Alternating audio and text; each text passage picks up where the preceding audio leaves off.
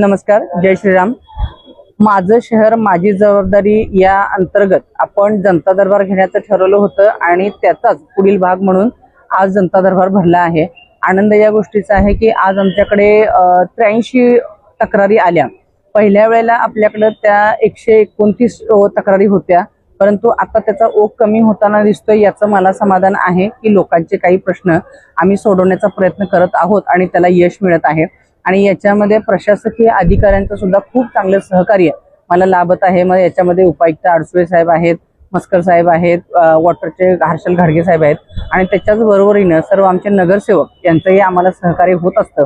आता तुम्ही बघितलं असेल तर खूप चांगल्या पद्धतीचं सोल्युशन आणि लोकांमधून सुद्धा कौतुकाची थाप या सगळ्या अधिकाऱ्यांना आणि मला सुद्धा होत आहे. याचा मला सार्थ अभिमान आहे आणि अशाच पद्धतीचं पुढे सुद्धा कार्य आम्ही कार्यरत ठेवू अशी मी ग्वाही या ठिकाणी देऊ इच्छिते.